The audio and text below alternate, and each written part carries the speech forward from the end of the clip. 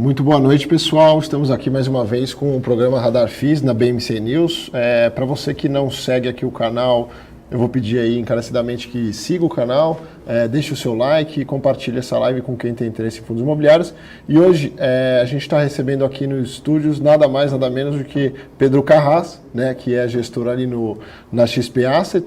E a gente vai falar hoje aqui um pouquinho do histórico do Pedro, né? Ele vai contar um pouco aqui da história dele e também vamos partir diretamente para falar de alguns fundos que ele tem sob gestão, tá? Eu queria aqui agradecer uma vez aqui pela sua presença, Pedro, por, enfim, ter esse tempo aí na sua agenda para vir aqui bater um papo com a gente. E eu vou já, sem mais delongas aqui, eu vou passar a bola para você para primeiro pedir para você se apresentar, né? Eu sei que você já teve alguns programas aí, mas contar um pouco, né? Quem que é o Pedro, qual que é o seu histórico, contar um pouco lá quando você veio lá da BR Malls, qual que foi a ideia que você trouxe lá para a XP. E também contar um pouco da XP como um todo, né? A XP Asset, dos produtos que vocês têm hoje, né? Assim, brevemente. E quais os produtos que podem vir a ter, né? Eventualmente um student house ou alguma coisa diferente que hoje que vocês não cobrem. Então, mais uma vez, eu agradeço a sua participação e espero que seja uma aqui a primeira de muitas outras durante o ano. Obrigado. Perfeito. Obrigado, Carter, pelo convite. Losnak, é um prazer estar aqui com vocês. Sempre um prazer falar sobre fundo imobiliário, algo que eu respiro diariamente aí há pelo menos 3 anos e meio. Contando um pouquinho de mim, eu estou no Grupo XP há 3 anos e 8 meses, para ser mais exato. Eu ingressei na companhia em meados de 2017 e antes de entrar na XP eu trabalhei por quase 10 anos na BR Malls. Para quem não conhece a BR Malls é uma das maiores empresas de shopping do país. Trabalhei lá praticamente desde a fundação da companhia. A companhia foi fundada em final de 2006, eu entrei lá no final de 2007.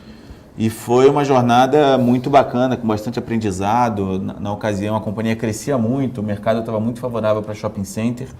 Ela era consolidadora do mercado? Consolidadora do mercado, comprava muito shopping. Eu lembro, assim, anos de 2007 nem tanto, porque eu entrei já no final do ano, mas 2008 era pelo menos uma aquisição a cada 15 dias, a cada mês, era uma loucura. Foi uma baita escola, porque além desse processo acelerado de crescimento da companhia, a gente tinha uma cultura lá de rodar bastante com os funcionários entre as áreas, então eu tive a oportunidade e o prazer de trabalhar em várias áreas diferentes, o que me capacitou bastante na indústria de shopping center. Quando eu saí da BR Malls, por uma decisão mais pessoal, enfim, envolvia outras questões, surgiu uma oportunidade de bater um papo na XP. A XP naquela ocasião estava recomeçando a montar uma área de fundos imobiliários dentro da Asset. Já existia uma pequena área, mas com pessoas que já não estavam mais na companhia. A gente estava recomeçando a estruturar a área. E aí eu montei um pitch, uma apresentação, uma ideia de montar um fundo de shopping, né? Eu já conhecia na época o HGBS, que é o fundo de shopping hoje da Red. E montei uma apresentação, fui lá, apresentei, convenci uma meia dúzia de pessoas a montar, eles compraram a ideia. Sim. Eu fui contratado no primeiro momento para montar esse fundo de shoppings, que é o XP Malls, hoje um fundo relativamente conhecido no mercado. E de lá para cá, né, nesses 3 anos e meio, muita coisa aconteceu, dentre elas algumas mudanças de time lá dentro, eu acabei absorvendo outras responsabilidades. Então hoje diria que somos 2 gestores consolidando os quase 11 bi que a XP Asset tem sob gestão em fundos imobiliários. Eu olhando toda a parte de tijolo, de uma forma bem simplista, ativo real, tijolo, qualquer que seja o nome que queira usar, e o André Mazetti olhando a parte de crédito e papel, né? Fundos de fundos, CRI, debênture, etc. Dentro da área de tijolo temos 6 fundos de renda, basicamente shoppings, galpões logísticos, industriais, lajes corporativas e hotéis. E criamos recentemente 2 fundos de desenvolvimento, um de desenvolvimento logístico e um de desenvolvimento residencial, totalizando algo próximo a 7 bi e meio, 8 bi sob gestão em tijolo. Então é basicamente isso, foram 3 anos e 8 meses, que pareceram 15, dada a quantidade de coisa que a gente fez. Imagina. Mas foi e tem sido ainda super interessante, a gente ainda vê um desenvolvimento muito evidente nesse mercado de fundos imobiliários e a gente quer continuar surfando essa onda com crescimento ano após ano. Tá certo. Então, vamos começar então, acho que os fundos acho, de Macaé, né? Acho que você puder comentar um pouco, acho que assim, da criação do fundo, realmente, acho que a proposta era a Petrobras, né? Assim, acho que era um inquilino premium, Macaé realmente era um ativo premium na época, e realmente, né, infelizmente, a gente viu, né, a Petrobras ter um prédio também lá na região, ela pagar um aluguel um pouco esticado e realmente ela acabou saindo, né, mesmo pagando a multa, etc. Então, acho que se você puder comentar um pouco, assim, acho que da tua visão, né, acho que do XPCM, assim, como futuro, né, vamos dizer assim, acho que realmente a partir de agora esse ano ela não paga mais aluguel, vai pagar aquelas multas que ela tinha que fazer, etc. E tal, do CRI, né, que ela pediu para fazer o retrofit, e realmente, se a propósito do fundo, né, vamos dizer assim, acho que é ter um monativo ou realmente ter vários pequenos inquilinos, e como que você consegue, vamos dizer assim, acho que enxergar de uma maneira, acho que mais geral a região, né, se você realmente está otimista ou com essa alta recente do petróleo, realmente ninguém esperava que fosse para $60 do barril tão rápido, ou então se realmente acho que ainda tem alguns desafios a serem endereçados, né, vamos dizer assim, né, o home office também, acho que joga um pouco contra também, mesmo com esse petróleo recuperando bem, né, então se puder comentar um pouco a visão de vocês, assim, tipo, o ativo, né, XPCM, e também acho que uma dúvida que a gente sempre leva, né, assim, acho que quando a gente olha de monativo, se algum ativo pode incorporar ou não, né, acho que então se puder comentar um pouco, já que você tem um XP Properties, né, ele está crescendo, ele pode incorporar ou então realmente a ideia inicial, vamos dizer assim, realmente ter produtos separados, né? Perfeito. O XPCM, eu falei há pouco, tem alguns minutos que eu comentei que a gente reestruturou a área a partir de 2017.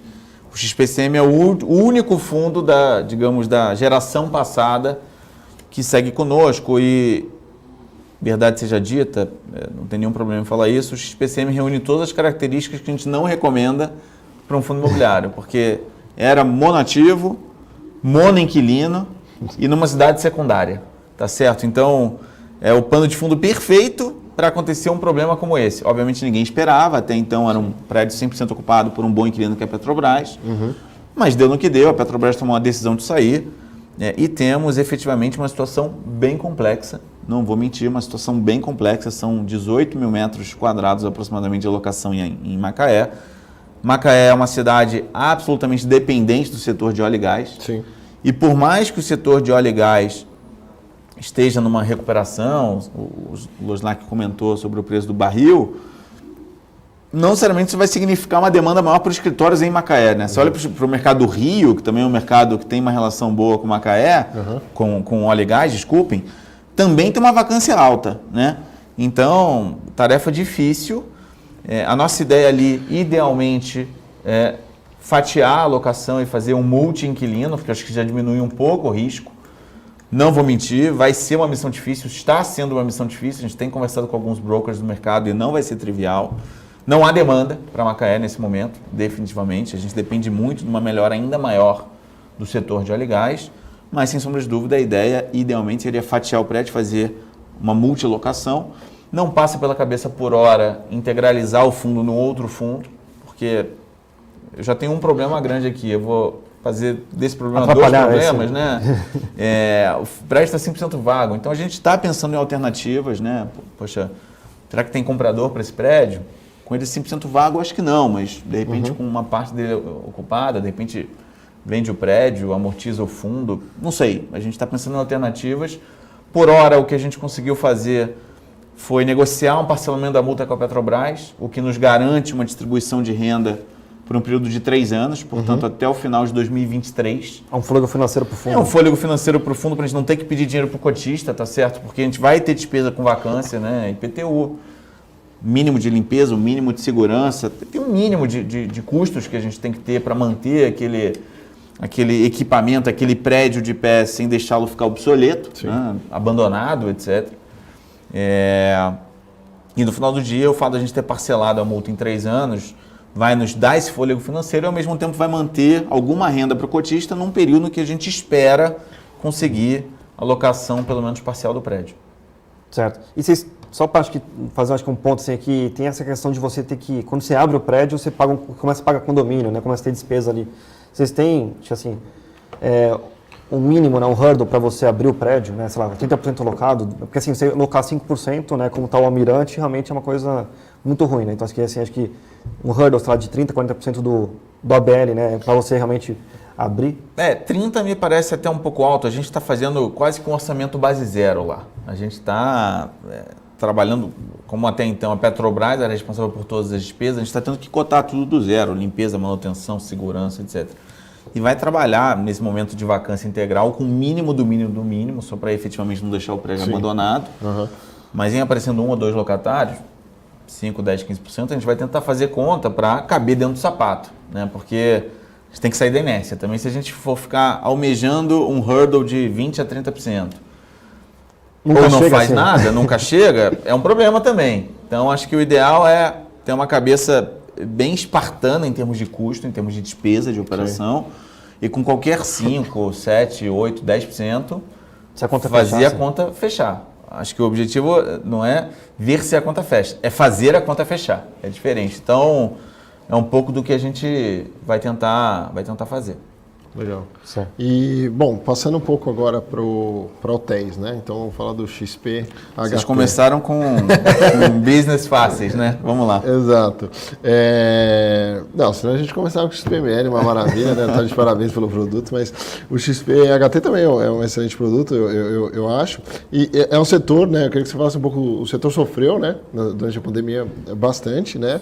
E teve uma oferta recente, então eu queria que você primeiro falasse um pouquinho do setor, né? O que você espera para esse ano, né? Ou pelo menos a gente tenta, né? Porque a gente tem às vezes fecha, às vezes não fecha, então a gente fica um pouco, não tem muita certeza. Mas obviamente o que vocês estão olhando, o que vocês estão analisando para o setor, vocês fizeram uma oferta recente.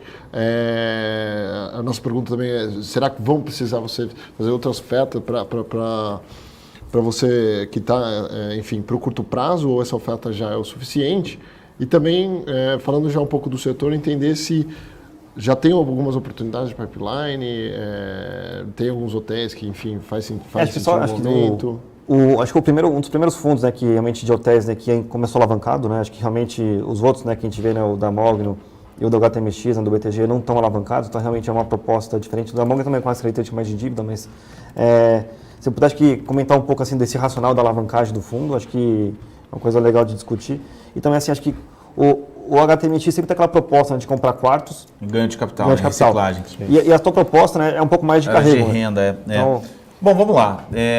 Acho que a primeira coisa, o fundo foi criado no momento, não foi criado, né, mas o fundo mudou de patamar no final de 2019, porque ele era um fundo muito pequenininho até então, que foi herdado quando da aquisição da Vista Real Estate pela XP, no momento que a indústria hoteleira no Brasil estava em plena recuperação.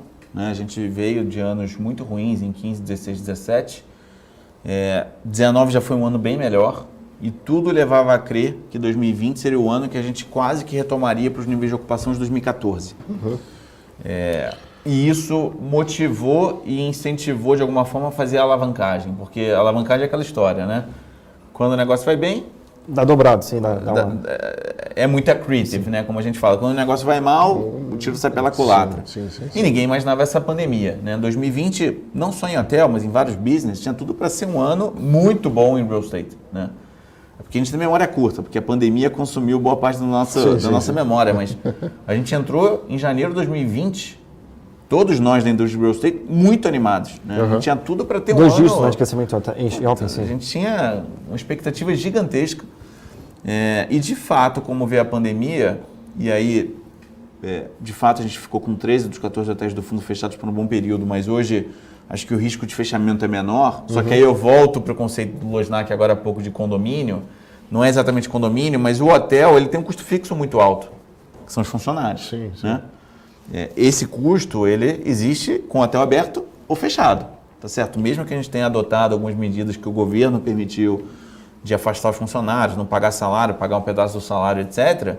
E infelizmente também tivemos que cortar alguma parte dos funcionários, a gente cortou de 20% a 30% da folha, dependendo do hotel, continuou lá tendo um custo fixo, e esse custo fixo gera despesa mensal, independente de você ter receita.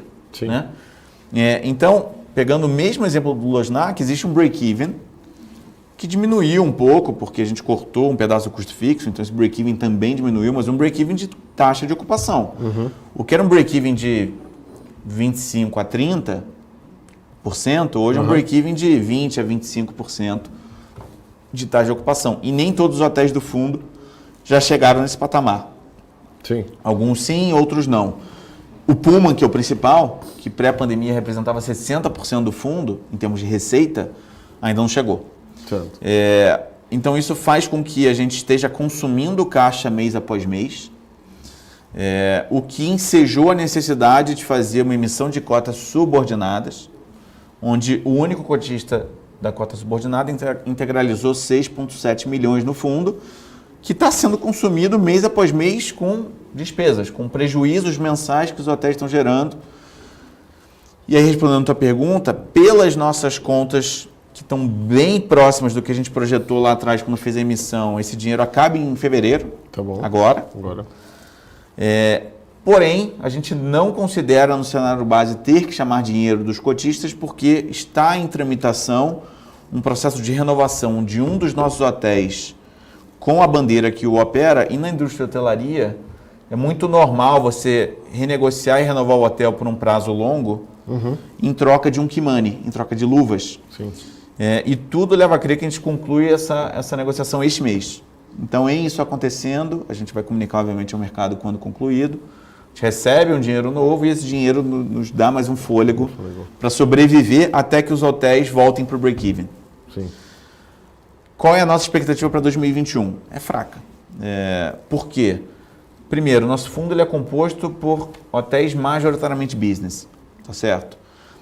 Infelizmente, a gente tinha planos de diversificar a carteira, comprar hotéis de lazer, até para montar uma carteira mais equilibrada, porque, repara, eles são absolutamente complementares. Sim.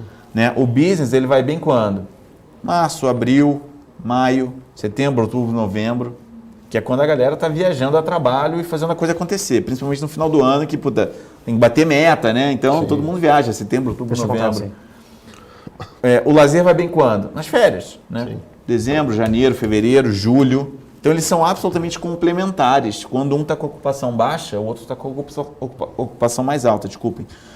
Então, acabou não dando tempo, a gente estava com uma emissão em andamento quando veio a pandemia, não deu tempo de fazer nada. A gente não estava comprando exatamente hotéis de lazer, mas estava comprando, por exemplo, um hotel no Rio, que tem uma característica, em Copacabana, inclusive, que tem uma característica de lazer boa, de turismo, né? Na beira da praia de Copacabana. Meio híbrido, né? Meio híbrido, né? Atua para os dois lados e não deu tempo, veio a pandemia no meio e cortou a oferta. Então 2021 vai ser fraco, porque ninguém está viajando a trabalho, né? Sim. Pouquíssimas pessoas estão viajando a trabalho, mesmo com vacina, até a vacina chegar para muita gente, vai demorar. Sim. As pessoas estão se acostumando, já estão acostumadas com essa história de reunião online, via Teams, Zoom, etc. Né? Então, prevejo um 2021 ainda difícil, nosso cenário base considera uma recuperação mais para 2022, principalmente segundo semestre. Beleza. Pipeline existe, mas não existe neste momento nenhuma propensão ou ideia de se comprar nenhum ativo, até porque não dá para se falar em emissão agora. Né? A cota está super ultra descontada, não está pagando dividendo. Como é que eu capto dinheiro para comprar hotel? Não tem um cenário favorável. Certo, não. Foi. Você pode acho, comparar um pouco, vamos dizer assim, acho que a senioridade, vamos dizer assim, acho que a vivência, né, da galera de hoteleira, né, contra a galera contra o chopeiro, contra realmente o dono da laje corporativa, né, que realmente acho que a galera do hotel acho que é um pouco mais, você acha que inocente, né? Muita gente abre um hotel do nada e começa realmente a ver que as coisas estão no fashion, etc. Então acho que tem muitos hotéis no mundo da cidade que são não tão profissionais quanto realmente os shoppings, e a gente vê também os ativos de laje corporativa. Então, acho que você também viu assim que na pandemia muita gente, a indústria como um todo retraiu muito mais, porque assim nem o shopping fechou de maneira estrutural, vamos dizer assim, definitiva, né? Eles voltaram a abrir, né, realmente, e muitos hotéis acabaram realmente ficando no caminho, né? A questão eu não vou nem colocar a culpa nos proprietários, porque foi uma questão estrutural de fechamento dos mercados. Mas que 6 meses sem faturar não tem como. Não tem como. O grande ponto é exatamente o que você falou. A indústria de hotel ainda tem muita família, muita pessoa física proprietária de quartos, né? Se não do hotel inteiro. E muitas vezes esses proprietários têm um fôlego financeiro menor. Diferente de uma empresa de shopping, muitas vezes listada, que tem caixa, que tem acesso a crédito, que consegue tomar dívida em qualquer situação, porque tem linha de crédito aprovada com os bancos, nem não necessariamente uma família, uma pessoa física tem. Então, eu não atribuo o maior problema da indústria hoteleira pela falta de experiência dos proprietários, mas sim pela característica dos proprietários. Foi um business mais afetado estruturalmente, não necessariamente tem a ver com o proprietário. Foi uma indústria mais afetada, as pessoas pararam de viajar. Sim. Quem que viajou no ano passado? Ninguém viajou no ano passado. Talvez um pouquinho mais para o segundo semestre, lazer Nordeste, né? Lazer Rio de Janeiro, lazer para cidades turísticas, né? Agora, business, infelizmente, pegou na veia. Todo mundo foi para o Google Meet. Exato. A verdade é essa. Porque funciona, né? Funciona, sim. E você quer fechar mais alguma ou eu posso passar para o XPML? Acho que, era só para, acho que assim, a minha dúvida era mais ou menos assim, já que a gente perdeu um pouco da concorrência, vamos dizer, entre aspas, você acha que quando você voltar, você volta com um ticket maior ou realmente você acha que tem que incentivar a demanda com um ticket flat contra 19, vamos dizer assim? O ticket está flat, o ticket caiu menos de 5%. Nem heavy partners, praticamente eu falo só do ticket. Né? É isso, o ticket está mais ou menos estável, mais ou menos mantido. Acho que também não adianta fazer uma política muito agressiva de preço, porque você destrói valor, né? Depois você voltar, bota mais 5 anos. Mas eu não acho que essa demanda, ou melhor, que essa oferta reduzida puxa a demanda. Vai ser tão sensível a ponto da recuperação ser mais rápida. Eu acho que ainda assim vejo uma oferta não desprezível de hotéis no Brasil para esta conjuntura que a gente está vivendo e tem mais algumas inaugurações por vir. Então, preveja um cenário difícil de qualquer jeito. Certo. Beleza. Bom, passando um pouco agora para o XPML, eu queria que você contasse um pouco da história do fundo, né? Porque foi, acho que, o fundo que você começou o relacionamento com a XP, né? Que você tem uma experiência forte na BR Malls. Para você contar um pouco qual foi a proposta do fundo, né? A priori, lógico, um fundo de shoppings, mas o que ele... Muita gente pergunta para a gente o que ele se diferencia em relação a, sei lá, ao HGBS, ao Mall 11, a outros shoppings, né? Fundos de shopping, o VISC mesmo assim.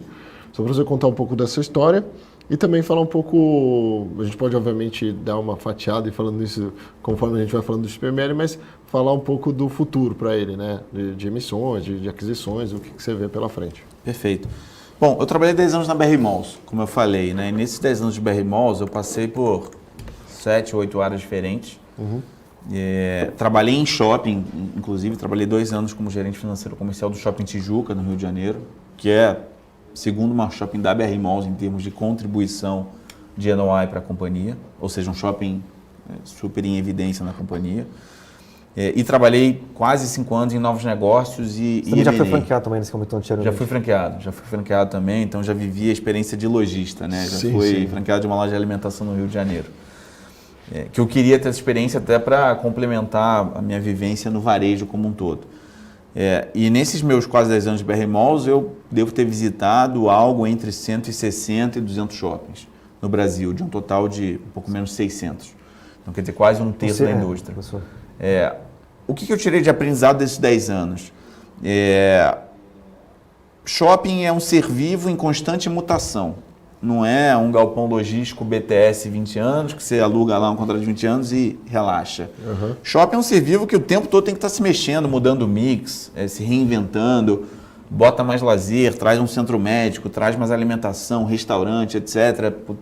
Arquitetura tem que estar sempre atento às tendências, iluminação natural, pé direito mais alto, corredor mais largo, paisagismo, áreas agradáveis, né? Sim. As pessoas vão ao shopping não só para comprar, mas para estar num ambiente de prazer, de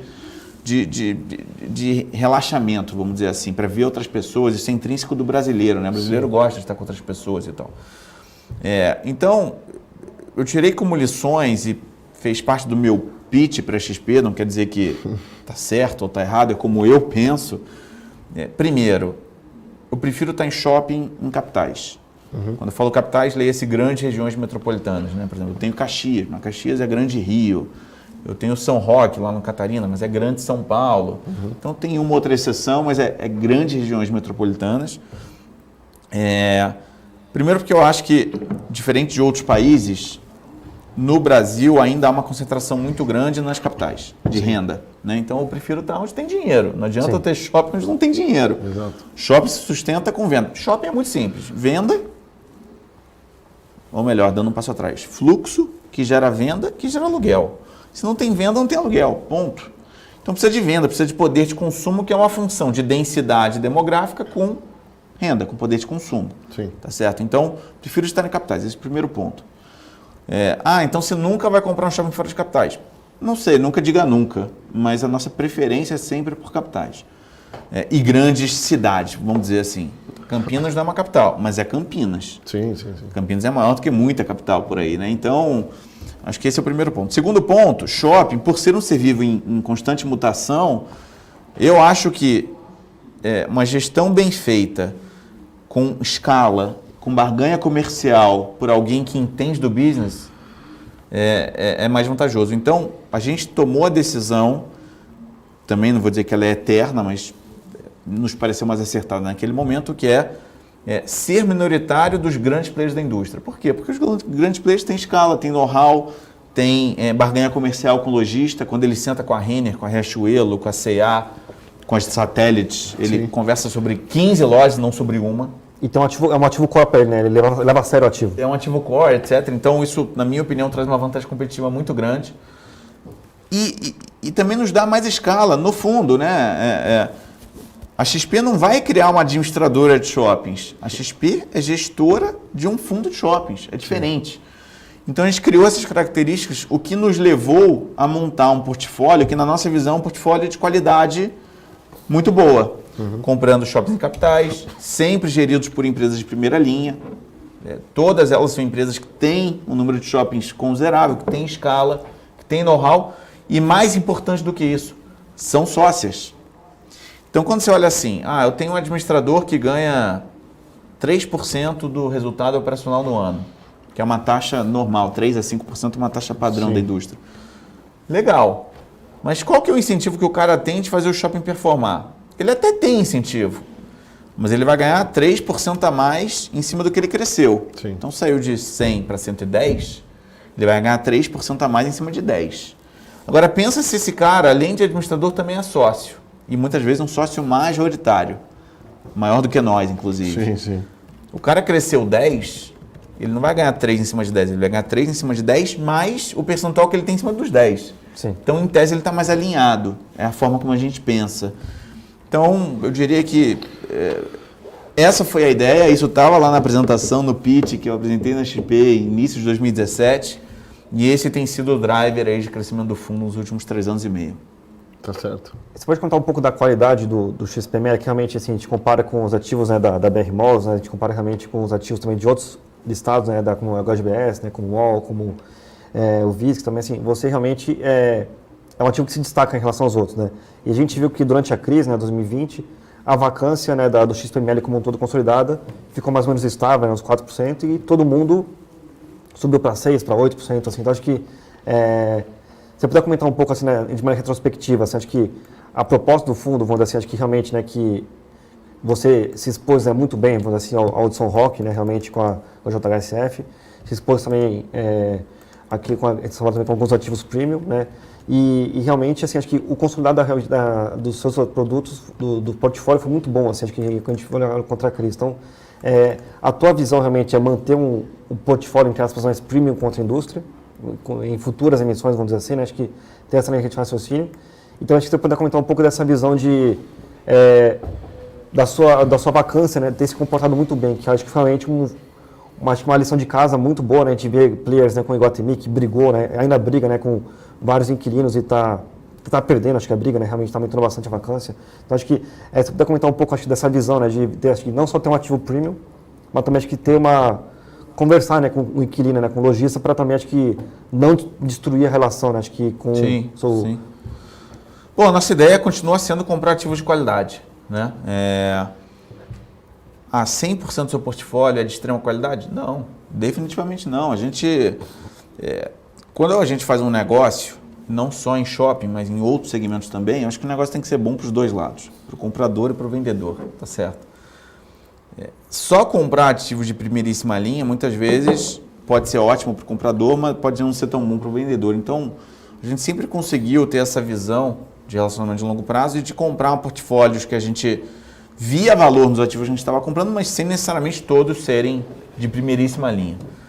Mas a ideia é continuar crescendo dessa forma com ativos de qualidade. O que evidencia isso? 7 dos 12 shoppings do fundo hoje são em São Paulo. olha, São Paulo é 40% do PIB do Brasil, tá certo? Então, lembra do que eu falei de poder de consumo? Com certeza.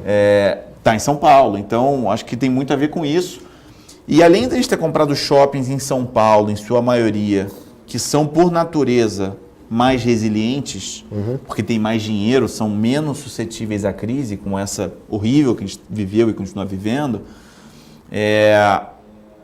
a gente tem shoppings que são mais do que um mero ponto comercial para o lojista. Tem shoppings que o cara precisa ter, até com investimento em marketing. Então você pega uma marca internacional, essa marca precisa estar no Cidade Jardim, mesmo que ela tenha prejuízo por 6 meses. É um brand para ela.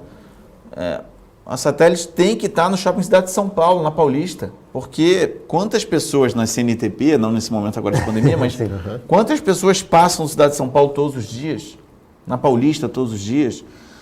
O Catarina, que é, na minha opinião, o melhor outlet do Brasil, se o cara quer fazer uma loja outlet, que aí é uma decisão da marca, ele tem que estar no Catarina, né? Ele vai ter uma venda. O Catarina vende mais por metro quadrado que muito shopping bom no Brasil, mesmo sendo outlet, que tem um ticket mais baixo. Por quê? Porque é muita gente. Agora, mesmo durante a pandemia, ele foi bem, né? Os resultados Teve vários mostram, vídeos também aqui do fila na Castelo, a gente já teve várias conversas com a concessionária, porque a gente causou um transtorno na Castelo. Mas o fato o Catarina, num sábado normal, tem carro parado, assim, se desse para empilhar carro, empilhava. Não à toa a gente vai expandir o shopping agora, então a gente conseguiu montar um portfólio ao mesmo tempo forte em São Paulo, né, principalmente, não só em São Paulo, mas principalmente, e muito complementar de ativos que a gente chama ativos icônicos, né, ativos AAA, que são demandados por lojistas, o que acabou trazendo uma resiliência grande na vacância, né, na adimplência, numa série de indicadores. A gente acabou alavancando o fundo ao longo do caminho, que é um ponto de atenção, sem dúvida. As pessoas me perguntam, você se arrepende da alavancagem? Definitivamente não. Incomoda hoje? Incomoda um pouco. A alavancagem incomoda, não agora que a gente está em carência, mas em algum momento ela vai voltar a incomodar. Mas a gente tem que olhar assim para trás. Sem a alavancagem, eu não tinha comprado o portfólio da JHSF em outubro de 2018. Pré-eleição, quando o Haddad tinha boas chances de vencer, e 3 meses antes falava-se de Lula ainda. 3 a 5 meses antes falava-se de Lula. Greve de caminhoneiro, um caos completo no ano de 2018. Sem comprar os ativos da JHSF, o fundo não tinha tido esse ramp-up todo que ele teve em 2019. Sim. Então, o XP Malls é muito do que ele é hoje graças à alavancagem. Então, não adianta só olhar o lado do copo vazio, tem que olhar o lado do copo cheio também. A alavancagem é algo que a gente, em algum momento, pretende minimizar, e já minimizou muito, né? A gente alavancou 300 milhões do fundo, quando ele tinha 500 de patrimônio. Hoje, a gente tem os mesmos 300 milhões de alavancagem com 2,1 bi de patrimônio. Então, já diluiu muito o efeito da alavancagem. E sem a alavancagem, o XP Malls não seria o que ele é hoje. Eu afirmo isso com toda a tranquilidade do mundo. Acho que realmente o grande ponto da alavancagem é você comprar o ativo, entre aspas, né, do cheio, e depois realmente, quando você não tem um cheque inteiro em caixa. Então realmente é um grande trunfo a alavancagem. Hoje a gente fala disso e dá risada. E eu falo bastante com o pessoal da JHSF, com quem tem uma proximidade grande e até amizade, mas lá em outubro de 2018, eu tinha um cheque de 640 milhões para passar. Eu captei 100 milhões de reais para passar um cheque de 640. E é um portfólio que, você vê, veio o Catarina, veio o Cidade Jardim.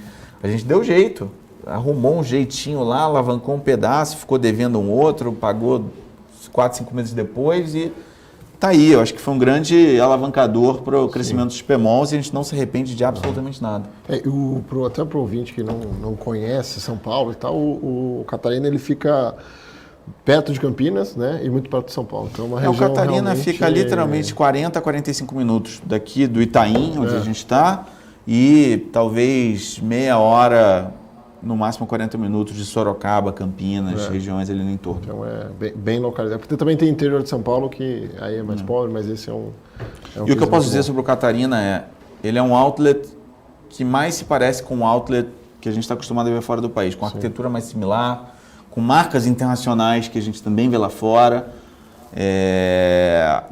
com um ambiente agradável, céu aberto, com bastante paisagismo. A expansão agora vai ter uma natureza ainda mais presente, com mais paisagismo, com lagos artificiais. Então vai ser um negócio bem legal. Ainda mais legal do que é atualmente. Bom, fica até a dica aí, né? Eu sou cotista do fundo, você também ajuda na receita, vamos lá comprar essas marcas aí. Perfeito. Então, puder comentar acho que um pouco assim, tinha uma expectativa, né, um pouco positiva para o Natal, né? Infelizmente o Natal veio abaixo das expectativas, decepcionou um pouco.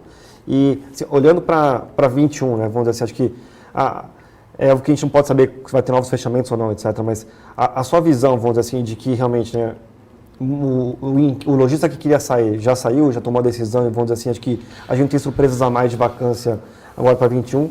E olhando, vamos dizer assim, acho que muita gente, né, deu desconto, né, fenomenal, né, só solicitou o condomínio, né, você comentou também acho que em outras lives, né, realmente que muitas empresas foram muito parceiras com os lojistas, assim como foram, né, na crise de 2015 e 2016, estava tirando desconto, né, ao longo da recuperação, né, 16, 17, 18, 19, 2020 é o ano, entre aspas, cheio, né, sem nenhum desconto, etc. Então ia surfar realmente a alavancagem operacional do varejo e teve essa pandemia. Então a gente devolveu todos esses descontos que a gente tirou ao longo dos, sei lá, 3 anos anteriores, vamos dizer assim. Então, agora realmente 2021 é um ano difícil, né? É um ano que a gente a proposta é retirada de descontos. Então, se eu pudesse começar de uma maneira mais assim qualitativa, assim, como que funciona, vamos dizer assim, qual que é essa proposta de retirada de descontos, né, que a gente vai ver, né, ao longo de 2021, né? Assim, a gente pegar assim, alguns players, né, como a Multiplan, né, já conseguiu faturar, né, ano contra ano já ficou meio que no 0 a 0, acho que nos últimos meses de 2020. E agora, realmente, com esse novo fechamento, acho que todo mundo teve que ceder um pouco para o inquilino. Então, acho que se eu pudesse comentar um pouco, assim, qual que é a visão de vocês, assim, de termos de vacância, você precisa, entre aspas, brigar com o inquilino ou não, né? Tem muita gente que botou na justiça, né? Principalmente a questão do GPM. E a gente vendo, assim, essa dinâmica, assim, de... você acha que, assim, o cenário base, vamos dizer assim, é fechar 21 sem descontos?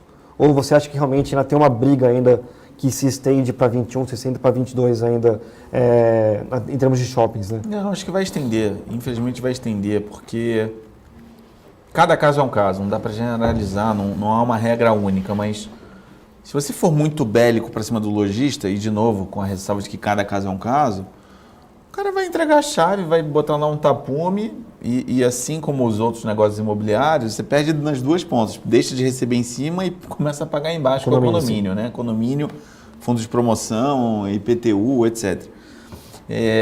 Então não adianta ir bélico. A gente realmente entrou em 2021, eu pessoalmente entrei animado.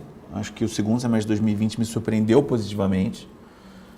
Mas aí veio essa segunda onda, fechamento, Manaus continua fechado, o interior de São Paulo ainda tem uma outra cidade fechando, São Paulo andou fechando no final de semana há algum tempo, sim, reabriu, não se sabe se vai fechar de novo ou não. Não sabemos até agora se outras cidades voltarão a fechar ou não, enquanto não houver vacina Minas também para fechou todos. E abriu depois, sim. Minas também.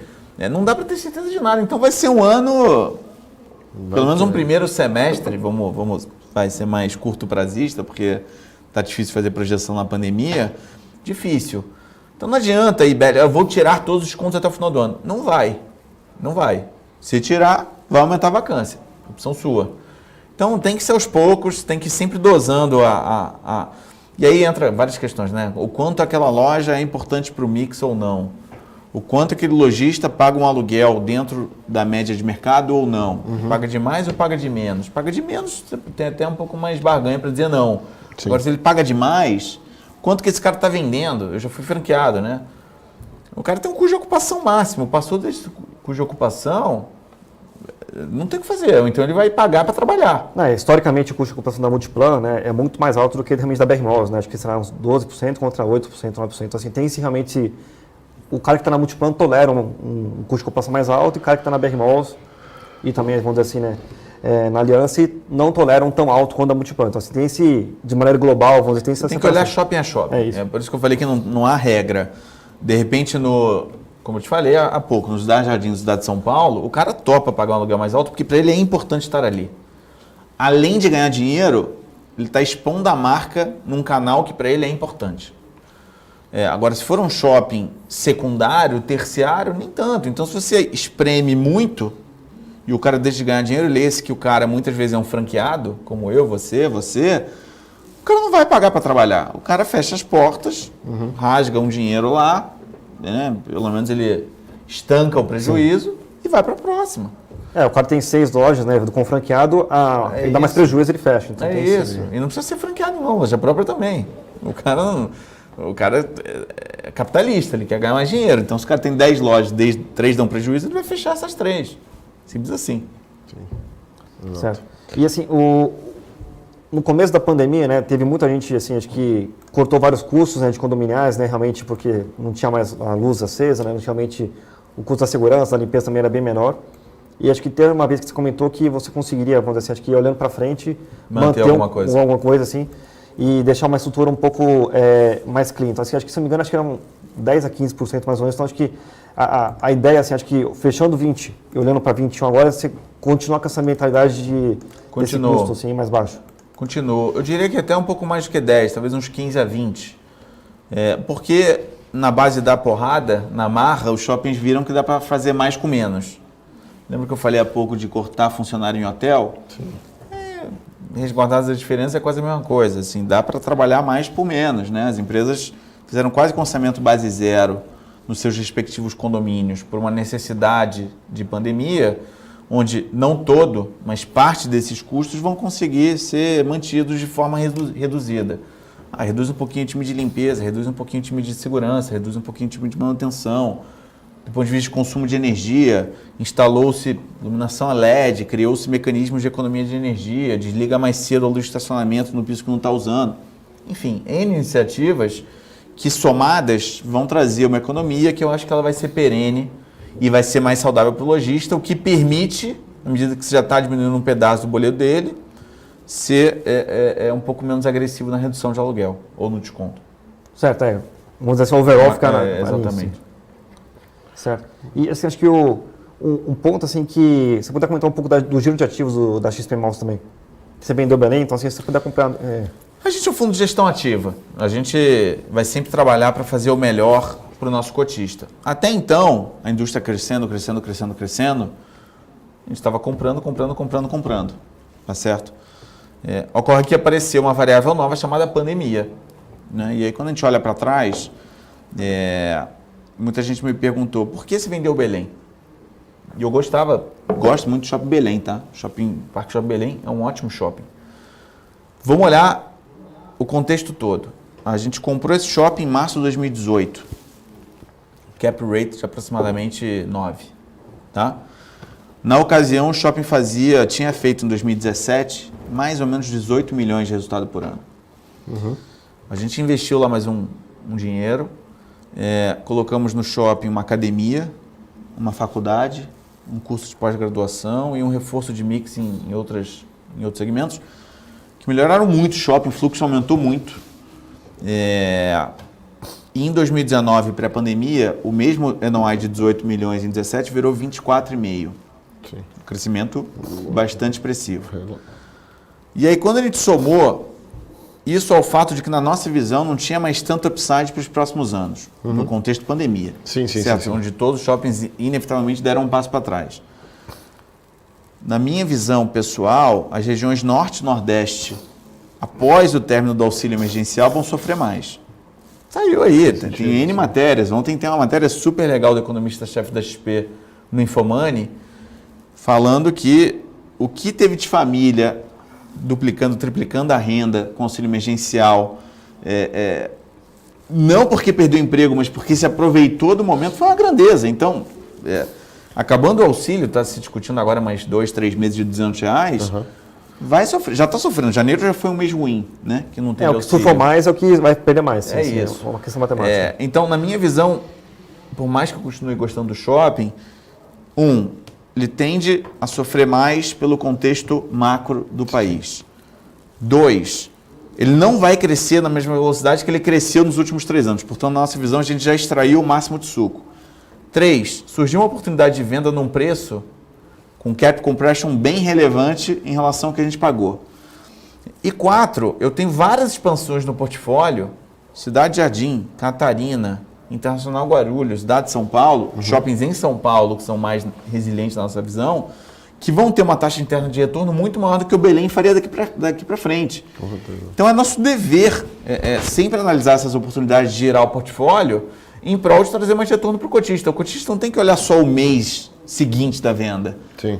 O que você vai fazer com o dinheiro no mês seguinte? No mês seguinte, nada. Mas nos próximos 12 meses, eu vou alocar em expansões que vão ter taxa interna de retorno muito mais alta do que o Belém. E não dá para desprezar que em 2 anos e meio a gente fez uma taxa interna de retorno de aproximadamente 15% num shopping em Belém, que era zero óbvio quando a gente comprou. Então a gente foi lá, fez um turnaround, vendeu e fez, na nossa visão, um belo case de investimento. Não, com certeza, com certeza. Losnak, tem alguma pergunta mais XPML? Sim, acho que você precisa comentar um pouco do CRI, né? Que assim, realmente foi, como você comentou, o celular bancou. Na crise, né, você tinha que pagar a dívida do CRI, né? Que infelizmente foi a mesma coisa que o BPPL também fez, né? O fundo de CRI, o fundo de shoppings do BTG, mas ele está um pouco mais alavancado que vocês. E vocês conseguiram renegociar com a Quiné, se não me engano, foi para ter uma carência. Então, assim, acho que, como você comentou, né? Realmente, hoje está com carência, não é um problema hoje, mas quando a carência voltar, assim, você ainda vê um problema assim para pagar o cupom do CRI, ou acho que não é um... Não, problema para pagar o cupom do CRI não há, até porque, como eu falei, o CRI tem um montante de 300 milhões para um patrimônio de 2,1 bi. Então, definitivamente não há um problema para pagar o cupom. O que é um ponto de atenção que a gente está acompanhando de perto é o quão mais rápida for a recuperação dos shoppings, menor vai ser o impacto desse cupom na distribuição de rendimentos. Certo. Quanto menos rápida for a recuperação dos shoppings, mais o CRI vai pesar na distribuição de rendimentos.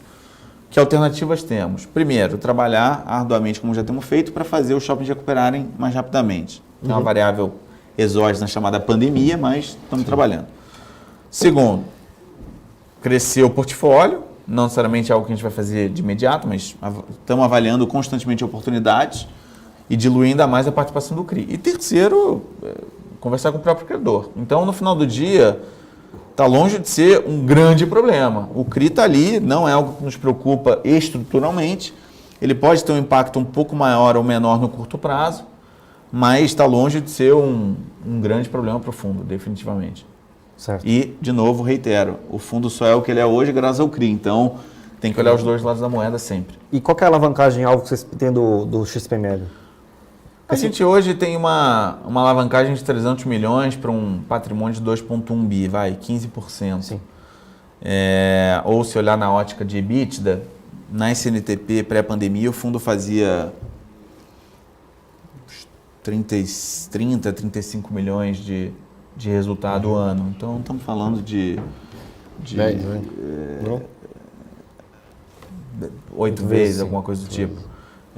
Desculpa, falei besteira. A gente fazia uns 12 milhões de anual mês, então uns 140, 150 milhões de EBITDA ano. Então, estou falando de uma alavancagem de 3 vezes, um pouco menos que isso, 2,5, 3 vezes. Então, na prática, não queremos ter muito mais do que isso, definitivamente, mas se aparecer uma oportunidade super accretive de alavancar uma operação, 50, 100 milhões, para um negócio que seja diferenciado para o fundo, a gente vai avaliar. Sim. A gente vai avaliar. Mas é bom ter essa visão, porque muita gente que investe no fundo imobiliário nem... E a gente pegou esse CRI num momento ruim, pré-eleição 2018, risco Haddad, risco PT, greve de caminhoneiro, a gente pagou caro nesse CRI, né? IPCA mais 7,3 é uma taxa alta para hoje. Se eu tomar um CRI hoje a CDI mais 2, é muito interessante. Sim. É muito interessante. Né? Mesmo olhando a curva longa de juros, é ainda interessante. Bastante. O IPCA mais 5 é super interessante. O GPM não dá. Não, o GPM não dá. O GPM a gente deixa para lá. Beleza. Posso passar para o Shipper? Acho que só para fechar então um ponto, acho que teve assim, a gente viu muitos assim, varejistas, né, comentando que assim, o IGPM que ia ser passado no ano 2020 ia ser compensado, entre aspas, pelo desconto que o dono do shopping estava dando, né? Então, se puder comentar um pouco, assim, acho que depois a gente discute realmente o GPM na análise corporativa, mas se puder comentar um pouco assim desse GPM que deveria ter sido passado nos shoppings, se realmente, como teve essa questão da pandemia, já teve muito desconto e, entre aspas, foi desconsiderado, ou então você passou o GPM, aumentou o desconto e aí você vai tentar, vamos dizer assim, entre aspas, ir reduzindo esse desconto ao longo do tempo. Assim. Então, assim, quando você fala de desconto hoje, você já considera é o IGPM já junto, é no valor nominal? Ou então você não considera o IGPM? Assim? Eu volto para a questão que não dá para generalizar, né? Repassar ou não o IGPM depende muito de quem é o lojista, quanto ele paga, se o aluguel dele já está na média de mercado ou não, do quão importante ele é ou não para o mix, do qual é a barganha que você tem com esse lojista ou não. Via de regra, me parece exagerado você passar uma inflação de 25% no ano como esse que a gente viveu, em qualquer segmento. Significa dizer que a gente não está passando, ou pelo menos tentando passar. Sim. Mas cada caso é um caso, assim. Tem casos que o aluguel estava defasado, dá para repassar. Tem casos que não. E aí, quando não, você deixa de repassar um pedaço do GPM, porque dá no mesmo. Você repassar mais GPM dá um desconto maior, ou repassar menos GPM não dá desconto. Então, eu acho que no final do dia é vaso comunicante. No bottom line, o impacto é o mesmo. É importante estar de acordo com o mercado, né? É isso aí. Exato, é isso aí. Vamos passar para o XP Properties e acho que teve a última emissão que eu estava acompanhando o fundo e teve muita gente que ficou meio, enfim, achando que vamos aumentar a exposição, né? Vamos fazer fizeram a emissão e vamos comprar ativos, sei lá, pensando em diluir a Alphaville. Então, é uma provocação contra a Alphaville. E a gente viu, entrou o White Tower, né? Teve gente que viu, achei que ia tentar pegar um pouco mais para São Paulo. Tem gente que não tem conforto nem a Alphaville. Eu queria entender, de modo geral, para você passar uma resposta para o interessado, para o cotista, mas qual que seria o alvo ali do fundo, né? E como você se sente, em termos de geografia, mas como você se sente em Alphaville? Vocês têm conforto? A gente sabe que, historicamente, mesmo hoje, tem uma vacância muito maior lá, né? Essa questão mesmo do IGPM, quando a gente olha, a gente teve com o Augusto Martins aqui na semana passada, ele tem lá o HGPO, ele também tem lá o CEBOP em Alphaville, né? E ficou meio claro que, assim, dá para repassar o IGPM aqui em São Paulo, ali no HGPO, lógico que não 100%, mas boa parte você consegue repassar, porque é uma região demandada, e Alphaville fica um pouco mais difícil por conta de vacância, etc. e tal. Então, queria que você passasse um pouco essa ideia do alvo de região, né? E comentasse um pouco, né? Qual que é a visão de vocês em relação ao Alphaville, para o cotista lá, para o acho que falar também do Cielo, né? É um cara muito grande para vocês, assim, o conforto que você sente também de que tem um inquilino, que você falou assim, realmente, a minha visão de XPCM não é tão monativo, monusuário, né? E realmente você tem, entre aspas, um equivalente no XP Properties. Então, você pode fazer essa analogia, né? Bom, vamos lá. De fato, o Alphaville é um mercado pior do que São Paulo capital. Ponto. Dado. E a gente concorda, a gente quer reduzir essa exposição ao Alphaville. Vou responder as perguntas em fases aqui. Primeiro, a emissão veio para diluir a Alphaville, mas aí comprou o White Tower. Sim, e a exposição ao Alphaville diminuiu. Acho que esse é o primeiro ponto. Beleza. Tá certo? Porque eu tinha 90% do fundo em Alphaville, lá no Evolution, com essa emissão, essa exposição caiu a 55%, 60%. Ah, mas você comprou mais um prédio. Sim, mas eu comprei um prédio na Faria Lima também. Ah, por que você comprou Alphaville e não só Faria Lima? Porque, como eu falei há pouco, tem que ser bom para o comprador e para o vendedor. O vendedor não queria vender só Faria Lima, só o Glenn. Simples assim. Então, no final do dia, comprei Faria Lima, mas eu comprei Alphaville. Sim. A exposição diminuiu. Então, a gente cumpriu o nosso combinado. Check. Não adianta, são 2 prédios, mas a exposição é menor, porque Faria Lima vai ter uma representatividade bem maior no portfólio do que só o White Tower. Esse é o primeiro ponto. O segundo ponto... o mercado de laje, na minha opinião, vai passar por um ano difícil também, e não só em Alphaville, em São Paulo também. De fato, você consegue pegar preço em Alphaville quando São Paulo está demandado. Sim. São Paulo não está tão demandado quanto você gostaria, então Alphaville dificilmente vai pegar preço. Eu concordo com o Augusto. Só que tem uma outra questão. Com essa história de home office e com essa história de empresas passando por mais dificuldades, a gente tem começado a ouvir alguns interessados por Alphaville por 2 razões. Inclusive, a gente fez uma locação no final do ano. Sim. Por 2 razões. Primeiro, custo. Né? O que São Paulo custa 100, 120, 140, lá você vai pagar 50, 60 aluguel. O que é condomínio em São Paulo, 20, 30, 40, lá é 10. O que é IPTU São Paulo, 15, 20, lá é 2. Fora o ISS. Sim. Então, quando você bota na ponta do lápis tudo isso, custo pode fazer diferença. E 2, com essa história de híbrido, escritório, home office, trabalho de casa, vai no escritório, escolhe, etc., eu tenho percebido as empresas querendo estar mais próximas dos seus funcionários. Então, ter um hub em Alphaville, como ter um hub na Barra Funda, ou na Chácara Santo Antônio, ou na Paulista, e não somente na Faria Lima, pode ser interessante. Descentralizar os seus escritórios. Então, isso não é justificativa para dizer que a Alphaville é melhor que São Paulo, definitivamente não. Mas eu acho que tem um viés aqui da gente tentar olhar para um lado da moeda. O foco continua sendo diversificar e reduzir a exposição à Alphaville ao longo do tempo. A gente não quer ser o fundo de Alphaville. Ocorre que o fundo tem 1 ano e meio e a gente pegou desses 1 ano e meio um ano péssimo, que foi a pandemia, certo? Então, tem que ter um pouco de paciência. A gente deu azar, o fundo nasceu em dezembro de 2019, estava tudo ótimo, 100% de ocupação, nenhum sinal de vacância em Alphaville, zero, nosso prédio zero. Veio a pandemia. E aí começou a pipocar pedido de devolução por conta da pandemia. Não tem a ver com o Alphaville especificamente. Isso vai continuar. Teve a multa também da Girassol, né? É isso. Não, da Cielo, da WeWork no Evolution. Cielo. Vou voltar para o mesmo exemplo. Hoje preocupa pra caramba. É 25% do fundo. Era 50% para a emissão. Então, assim... tem que olhar pelos dois lados da moeda, o copo mais cheio e o copo mais vazio. A Cielo me preocupa tanto quanto qualquer outro inquilino, porque eu acho que a gente ainda está passando por um momento de instabilidade no setor de lajes e pode ser que as empresas devolvam um pedaço da área. E eu não acredito que a Cielo venha a devolver toda a área. Tem já algumas conversas com eles, já de 6 meses, mas eu acho que parte pode vir a devolver sim, como qualquer outro. Como a XP devolveu. Sim. Né? A XP tinha 11 lajes, está com 4. Faz parte da dinâmica da indústria. Para o cotista eu digo, tem que ter um pouco de paciência, 2021 ainda vai ser um ano difícil, eu acho que 2022 tem tudo para ser um ano bem melhor, sobretudo com a retomada do PIB de forma forte no segundo semestre desse ano. E você pode comentar um pouco também assim, da nova... nem vou dizer assim, aquisição, né, do sinal que vocês deram para o ativo lá na Lara Batata, né? Acho que você puder comentar um pouco assim, se vocês gostam dessa proposta, porque realmente, né, não tem muitos ativos à venda, vamos dizer assim, entre aspas, na Faria Lima.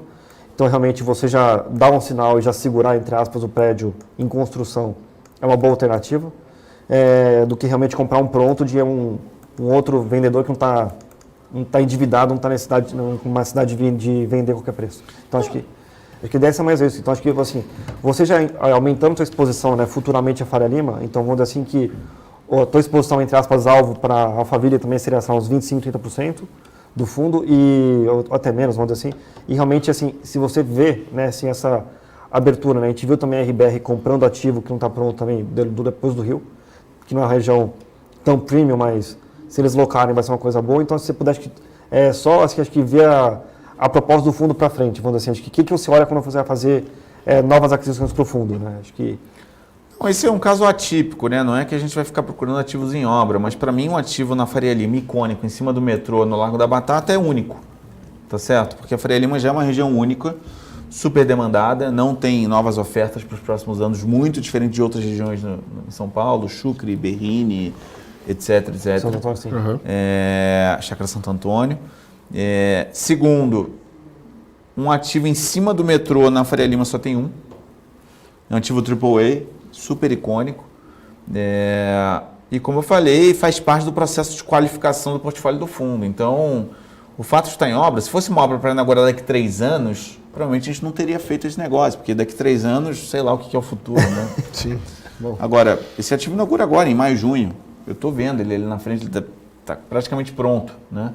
Esteticamente falando por fora, né? Obviamente tem muito acabamento ainda para fazer por dentro, mas por fora ele está de pé. Está com vidro já até quase o último andar. E esse ativo, eu não tenho dúvida que ele vai ser rapidamente comercializado. É difícil falar de nova locação hoje, quando não tem vacina, as empresas estão ainda adotando meio híbrido, meio home office e tal, mas é um ativo que vai ter 100% de ocupação muito em breve, não tenho dúvida. O Birman está há um ano para também acho que inaugurar, mas realmente acho que o do Lar Batata acho que tem uma velocidade um pouco maior de ficar pronto, vamos dizer assim, acho que já está... Exato. E se eu puder, acho que indo para os outros produtos, né, acho que, vamos falar assim, acho que primeiro acho que o XPLG, né? Acho que assim, eu lembro que teve assim alguns players, né, vamos dizer assim, da indústria, né, de outros fundos imobiliários que também gostam assim que realmente, né, como está tudo, vamos dizer assim, o parque, né, vamos dizer assim, logístico do Brasil é muito antigo. Então, para você realmente locar para um inquilino decente, né, realmente bom, você tem que fazer uma reforma muito grande, então realmente fazer um produto do zero, né? E a barreira de entrada, vamos dizer assim, acho que para a logística é uma barreira bem baixa. Basta você estar na estrada, você consegue subir em 8, 10 meses sem grandes problemas. Então, acho que assim, você puder comentar um pouco assim, acho que do perfil do XPLG e, vamos dizer assim, dessa questão de você adquirir ativos, né, em desenvolvimento e ter uma renda mínima garantida, né, que foi uma coisa que deu trauma no passado, né, e em contraposição, vamos dizer assim, essa renda mínima garantida, você acaba realmente pagando um pouco mais caro o ativo. Então, se eu puder discutir um pouco assim, esse balanceamento, esse trade-off, né, vamos dizer assim, de você ter uma renda mínima garantida e pagar um dividendo para o cotista, contra você pagar um ativo sem essa renda mínima garantida. E entrar no risco do desenvolvimento. Isso, então acho que... Eu acho assim, ó, vamos lá. Primeiro, acho que a gente só entra nesse tipo de negócio em obra quando a gente confia muito na região, tá certo? Eu não faria um ativo, não compraria um ativo em desenvolvimento no interior de uma cidade, de um estado, na região norte. Cajamar é uma coisa, Sim. Anhanguera, Perus é outra. Acho que são regiões que a gente não tem preocupação nenhuma quanto à absorção dessa área. No futuro, sim. No futuro próximo, leia-se 6 a 12 meses depois da entrega. Esse é o primeiro ponto. O segundo ponto, o XPlog é um fundo de renda, tá certo? A gente pode entrar em desenvolvimento sem renda garantida? Pode. O retorno talvez seja um pouco maior? Talvez, como também talvez seja um pouco menor. Tem todo o risco envolvendo o desenvolvimento. Uhum. A gente procura entender o perfil do cotista. O cotista do XPlog é um cotista de renda, tá certo? Por mais que talvez haja um prêmiozinho por ter a renda, não é preço de ativo pronto que a gente está pagando. Certo. Tem um delta aí entre o que seria o preço desse ativo daqui a um ano, por exemplo. Então, na nossa visão, já tem um ganho de capital implícito, uma valorização do ativo importante. E no final do dia, na nossa visão, né, não é nem legal para o cotista ficar sem renda, porque é um cotista de renda, como eu tenho um fundo de desenvolvimento. Sim. Que é um cara que topa correr risco de desenvolvimento para ganhar IPCA mais 15. E eu, na qualidade de gestor, porque eu também não vou aqui usar um discurso puritano, uma coisa é eu ganhar 0,8 em cima de um produto que dá um baita trabalho para desenvolver, 0,8% ao ano, que é mais ou menos a taxa, na média. Outra coisa é eu ganhar 1,5 mais 20% de performance, que é o que se faz sentido para um produto de desenvolvimento, para um private equity, né? Vamos chamar assim, private equity imobiliário. Certo. Então, por hora, a gente tem preferido fazer desenvolvimento no fundo de desenvolvimento e renda no fundo de renda. Ah, mas esse ativo está em obra. Tudo bem, mas o vendedor se dispôs a pagar uma renda durante a obra e mais um período depois da entrega, numa região que eu estou tranquilo que eu vou alugar esse ativo. Uhum. De novo, eu não faria isso para ter uma renda artificial, que foi o que traumatizou o mercado alguns anos atrás. Sim. É uma renda artificial numa região que não vai ter problema de locação. Cajamar, Anhanguera, dentro de São Paulo. Esse ativo na Anhanguera que a gente comprou, pagou um sinal, na verdade, vai anunciar a aquisição em breve, fica literalmente 15 minutos da minha casa. E não tem pedágio. Ele é antes de Cajamar, bem antes. É antes do pedágio da Anhanguera. Ele fica literalmente a 15 minutos da minha casa e eu moro em Alto de Pinheiros, em frente ao Parque Vila Lobos. Então, assim, é dentro de São Paulo. Não vai ter problema de absorção esse ativo. Então, acho importante pontuar essas duas coisas. A gente não faria esse modelo em qualquer região. A gente está fazendo porque são regiões premiums, que a gente não tem preocupação. Segundo, num percentual do patrimônio limitado. 10%, vamos dizer. E o fundo está com 3 bi de patrimônio, é isso aí, 10, 15%. E terceiro, porque eu tenho fundo de desenvolvimento. Se o cotista quer fundo de desenvolvimento, eu acho que é justo com ele entrar no fundo de desenvolvimento, porque ele vai ganhar IPCA mais 15, ele não vai ganhar 6% ao ano. Sim, ele vai ganhar IPCA mais 15 ao ano. Tem um alinhamento de performance, né? Não tem performance. É isso, então é bom para ele, é bom para a gente, sim, entendeu? Sim. Então é da forma como a gente pensa. Então, legal. Certo. Eu acho que então, só para comentar um pouco do XPIN também, acho que assim, então você puder, acho que vamos falar assim, acho que realmente o XPI, né, que realmente ele tem uma proposta um pouco mais específica, né, realmente você tem um pouco mais de dor, né, quando você perde o inquilino, quando você comparar com o XPLG. E você puder comentar um pouco da facilidade de você crescer esse fundo, né, esse produto, olhando para o teu passivo, vamos dizer assim, acho que, como você falou assim, realmente o perfil do XPLG é renda, então você diversifica bem, né, em várias regiões, né, acho que você foi um dos primeiros aí para o Nordeste, né, realmente foi uma boa escolha. E aí realmente a gente olha assim, qual que é a proposta do XPI, vamos dizer assim, acho que é mesmo pegar o Business Park, ou então realmente você quer diversificar mais o XPIN ele tem duas características, né, diferentes do XPLG.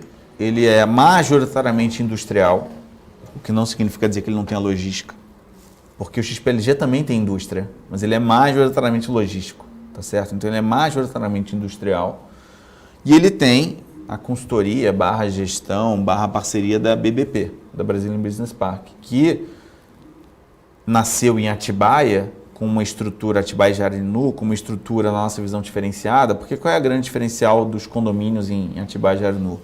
Entregar uma infra para o locatário que ele não tem em nenhum outro lugar, provavelmente. Uhum. Porque ele não entrega um galpão standalone, ele entrega um galpão standalone com geração própria de energia, estação de tratamento de água e esgoto, fibra ótica, data center, RH corporativo, transporte corporativo que leva e traz funcionários todo dia de casa, de Campinas, de São Paulo, etc. Então, tem uma infra de apoio muito grande e a BBP está replicando esta mesma estrutura de operação em outros sites. Então, a gente comprou lá 2 condomínios de Jundiaí, eles estão replicando a mesma coisa lá.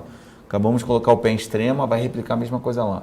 Então, a priori, todos os ativos que a gente comprar no XP Industrial vão ter a gestão e o know-how da BBP por trás. Então, eu diria que como principais diferenças são principalmente essas duas. Entendi. Você tem mais a mão na massa no XPLG e você tem realmente mais assessoria da BBP no XPIN. A grosso modo, dá para olhar para esse lado.